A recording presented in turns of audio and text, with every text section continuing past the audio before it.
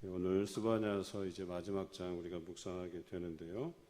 예루살렘이 받을 형벌에 대해서 이야기하고 있고, 후반절에는 예루살렘의 남은 자들, 즉 여전히 하나님을 잘 섬기고 또 하나님께서 주신 말씀대로 살아가는 남은 자들이 이제 하나님의 보호하심 가운데 그들이 기뻐하며 부를 노래에 대해서 소개하고 있습니다.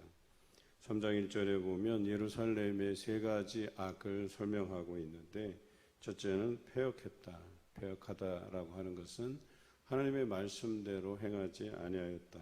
특히 3장 3절과 4절에 보면 그 방백, 재판장, 선지자, 제사장, 특히 지도자들이 패역했다 이렇게 기록하고 있죠. 그들이 백성을 위하고 하나님의 공의에 따라서 판단하고 또 재판해야 되는데 그렇게 하지 못했다라고, 오히려 그들은 사자와 이리처럼 사람들을 삼키고 빼앗는 그런 일을 서슴지 않았다.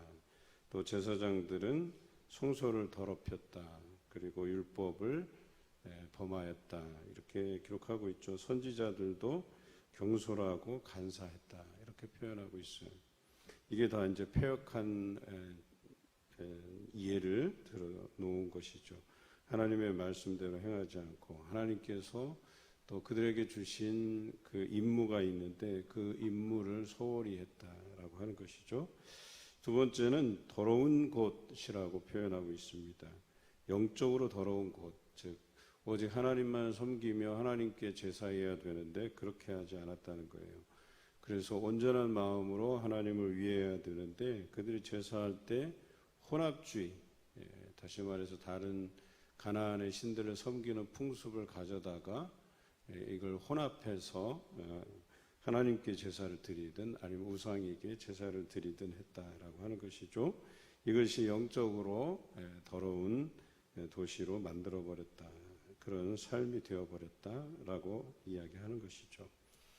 그리고 포악하다라고 표현하고 있습니다. 포악하다라고 하는 것은 우리 지도자들도 마찬가지로 백성들을 위하고 오히려 가난한 자들, 고아와 과부들을 위해서 정치를 해야 되는데 이들을 위해서 정치하지 못하고 오히려 이들을 어렵게 하고 힘들게 하는 그런 형국이 되어버렸다는 것이죠. 사랑이 지배해야 되는데 사랑이 지배하지 않고 포악한 정치, 또 사람을 비방하고 또 후욕이라 그러는데 웃음거리가 되게 하고 또 뿐만 아니라 그들이 서로 폭력적인 방법으로 제국을 건설하고 또 나라와 협력하지 아니하고 또 평화롭게 살아가기보다는 그런 폭력적인 방법, 또 땅을 빼앗는 방식으로 자신의 부를 쌓아갔다라고 하는 것이죠. 이것이 예루살렘이 하나님 앞에 잘못한 것으로서의 그 세 가지 형용사적인 표현으로 기록하고 있습니다.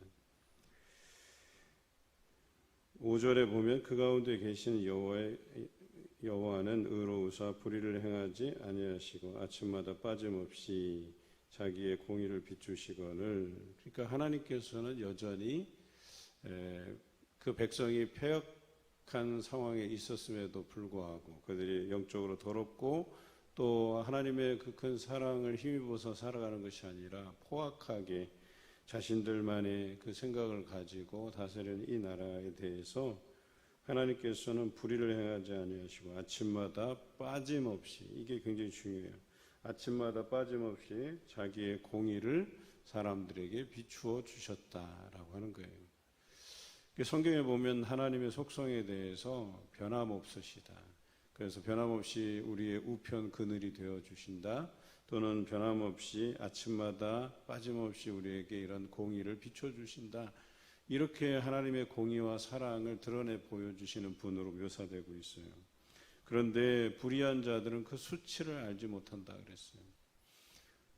우리에게 날마다 말씀을 선포하시고 주시는 이유는 그 말씀에 우리 자신을 비추어 보아서 우리의 수치 또 우리의 완악한 모습, 이것을 우리로 하여금 알게 하시기를 원하시는데 우리는 그 말씀에 자신을 비추어 보지 않는다는 거예요. 그냥 남의 이야기 하는 것처럼 이게 나를 향한 말씀이라고 받아들여야 되는데 그러지 못하고 오히려 그들이 그 수치를 알지 못하는 상황에 있었다라고 하는 것이죠. 6절은 내가 여러 나라를 끊어버렸다 말씀하시죠. 다시 말해서 예루살렘이 다른 데에 의지하지 못하도록 하나님께서 모든 것을 상황을 만드셨다라고 하는 거예요. 하나님께서 이들을 심판하시고자 작정하시고 뜻을 정하셨는데 그들이 다른 나라를 의지하지 못하도록 그 모든 여러 나라를 끊어버렸다. 그들의 망대가 파괴되어 버렸다. 거리에는 사람이 없고 완전히 비어버렸다. 거주할 사람이 없게 되었다. 이렇게 얘기하고 있어요. 이렇게 만들어 놓고 어떻게 이야기하시냐면 7절에 내가 이르기를 너는 오직 나를 경외하고 교훈을 받으라. 그렇게 되면 그들이 비록 잘못했더라도 다시 하나님의 말씀을 듣고자 하고 하나님께서 우리에게 주시는 교훈을 받고자 한다면 적어도 내가 형벌을 내리기로 정하였기는 하지만 여기 보면 너의 거처가 끊어지지 않게 하겠다고 약속해 주십니다. 그럼에도 불구하고 이런 약속에도 불구하고 부지런히 그들의 모든 행위를 더럽게 하였다라고 기록되어 있죠. 그런데 여기서 좀 나누어 봐야 될 것들은 8절부터 언급되어 있는 13절까지 언급되고 있는 사람들은 하나님을 잘 섬기는 자들이에요.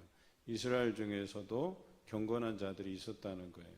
그래서 이 사람들은 하나님께서 다시금 그들을 보호해 주시고 포로로 잡혀가지만 다시 돌아오게 할 것이라고 하는 이 약속의 말씀이 있어요. 그런데 이 7절의 말씀은 그 앞선 말씀은 이런 사람들 말고 경건하지 아니한 자들, 하나님의 말씀대로 살아가지 못하는 자들에게 마지막으로 하신 경고예요. 내가 이제 형벌을 내리기로 작정했지만 그래도 돌이킨다면 하나님의 교훈의 말씀을 다시 듣고자 한다면 그들을 그 거처가 끊어지지 않게는 내가 하겠다. 이런 약속을 주셨음에도 불구하고 그들은 부지런히 그들의 모든 행위를 더럽게 하였다. 이렇게 기록하고 있어요. 참 희한하죠. 이게 죄라는 이 속성이 뭐냐면 하지 말라, 또 내 말을 들으라 뭐 이러면 더 하고 싶은 게 이 죄의 속성이에요.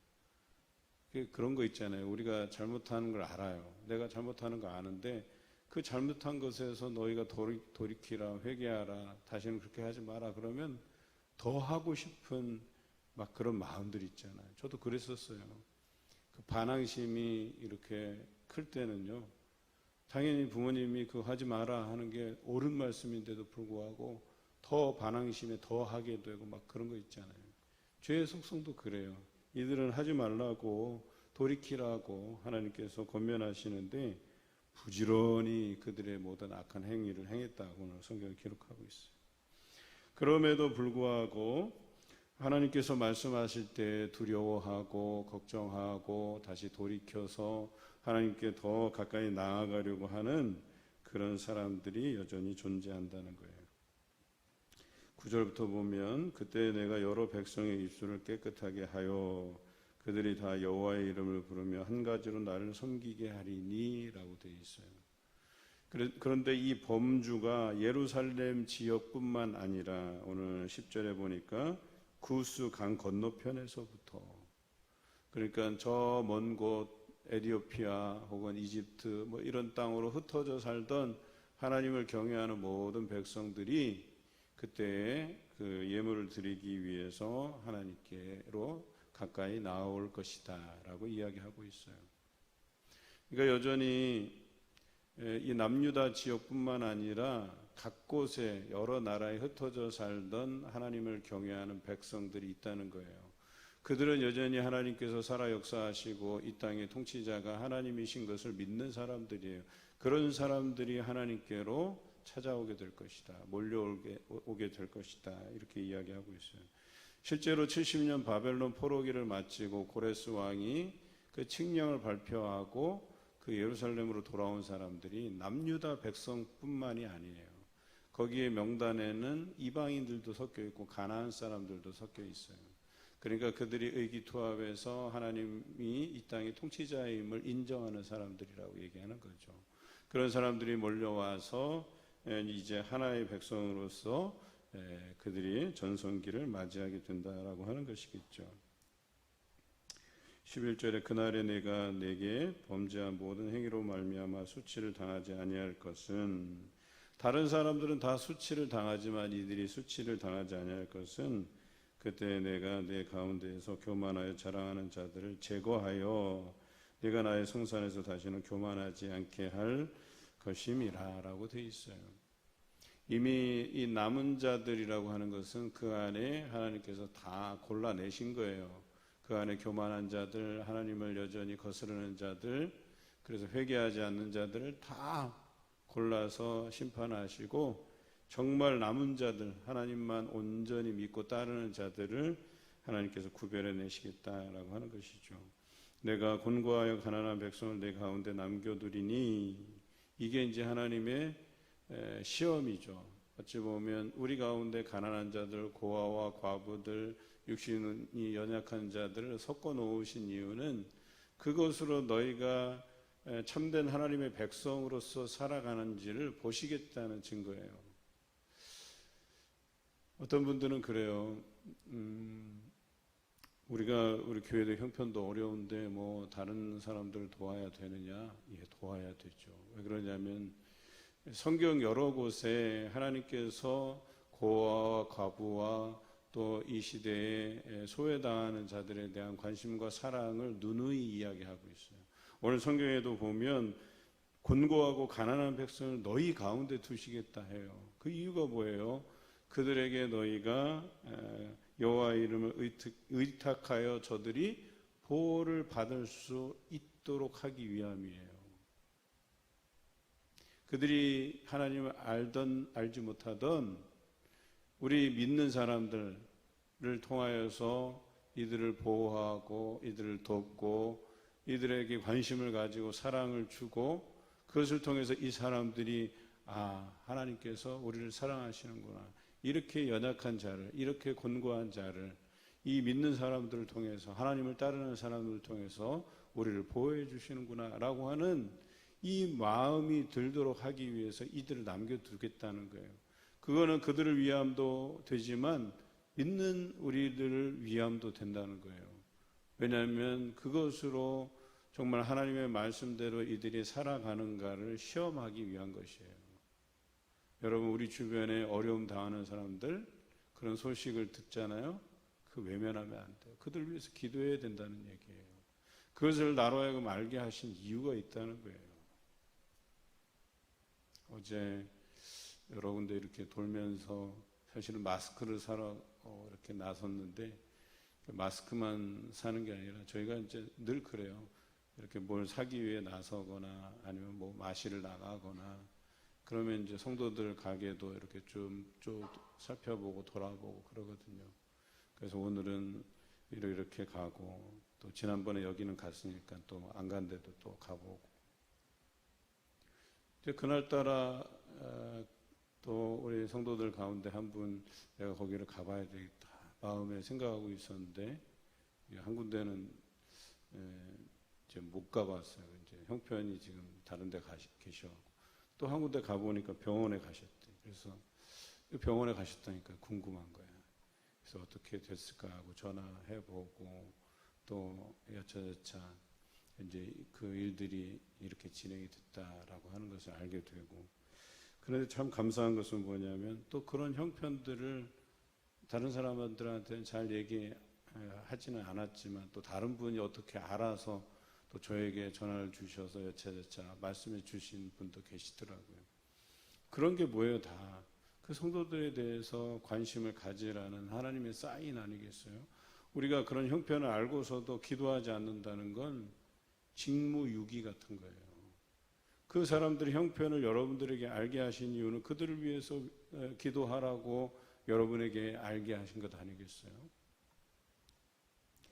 오늘 이런 사람들이 우리 주변에 섞여 있어요.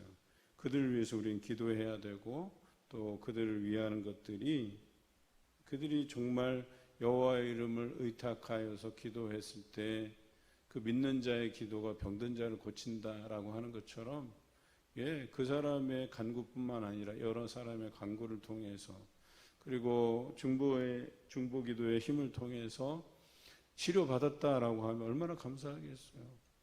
지난번에 어느 집사님 입원했을 때 중보기도 요청을 해서 우리가 함께 기도했잖아요. 그런데 무려 15통이나 자기가 전화를 받았다는 거예요.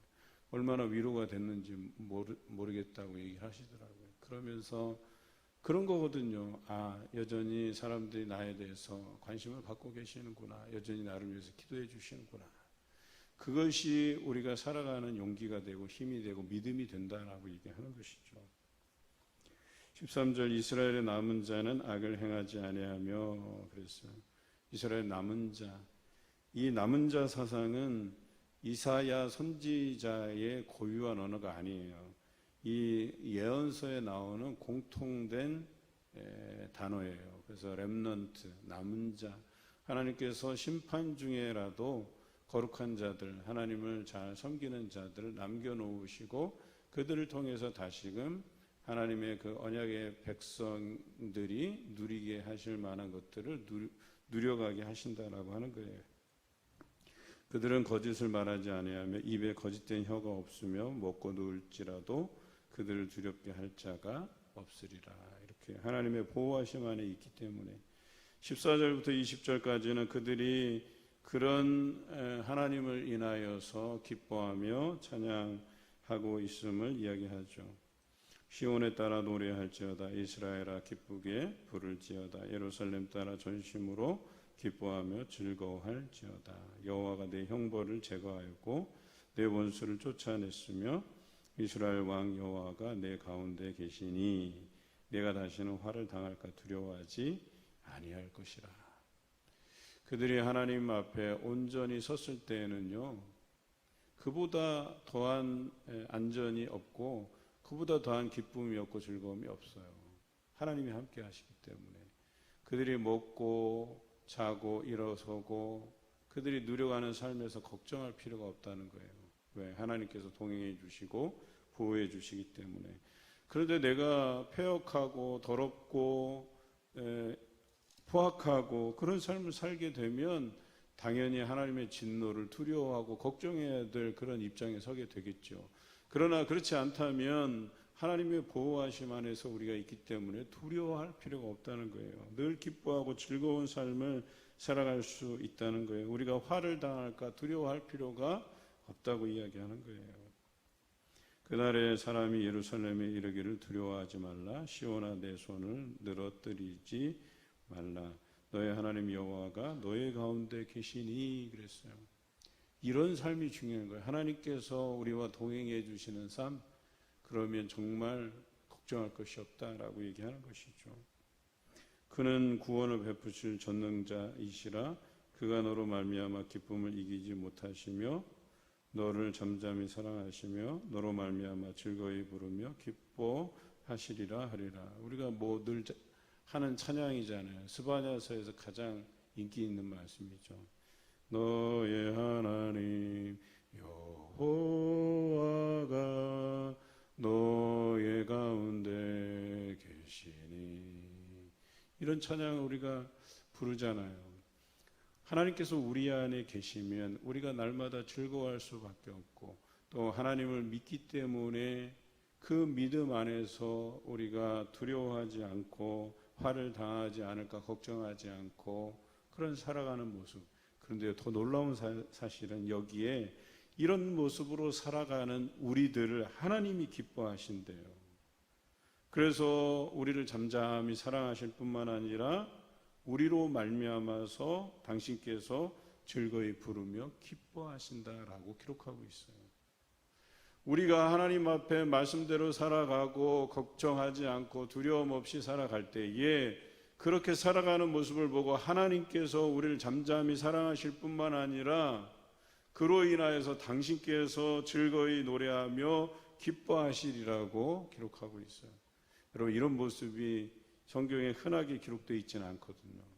그런데 찬양이라고 하는 게 마땅히 우리가 하나님께만 드리는 것으로 이해하고 있는데 그렇지 않다는 거예요.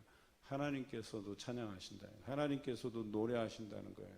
기뻐서 나의 백성들이 이렇게 하나님을 의지하고 하나님을 믿고 평안 가운데 살아가는 모습을 보고 기뻐한다라고 하는 것이죠. 5월 가정의 달을 맞이해서 여러분들 어린 자녀들과 나들이 할 때 보면 뭐 잔디밭이든 푸른 해변가든 저도 이제 그런 경험이 있어서 말씀드리는데 그 해변가 가갖고 아이들은 그 모래사장에서 뛰어놀고 장난치고 그리고 우리 둘 부부는 거기서 저는 아내의 무릎에 머리를 이렇게 대고 평안히 잠들고 또 아내는 아이들이 놀고 있는 모습들을 보고 야 이렇게 평화로울 수 있을까 이렇게 그렇게 감사하게 되고 절로 노래가 나오고 아이들은 거기서 마음껏 놀아요. 사람이 좀 있어도 걱정하지 않아요. 왜? 부모가 지켜보고 있으니까.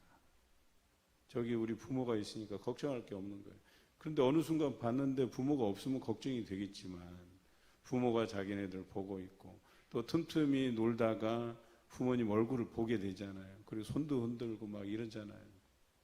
그런 거예요. 그와 같은 광경이에요. 우리는 하나님 앞에서 놀고 기뻐하고 즐거워하고 때로는 하나님께 손도 흔들고 또 하나님께 이렇게 부모에게 가까이 오듯이 하나님께 가까이 가서 우리의 사정들을 아뢰고 여기가 좋고 즐겁고 행복하고 이런 것들을 드러내는 것 아니겠어요? 오늘 그런 장면을 이야기하는 거예요.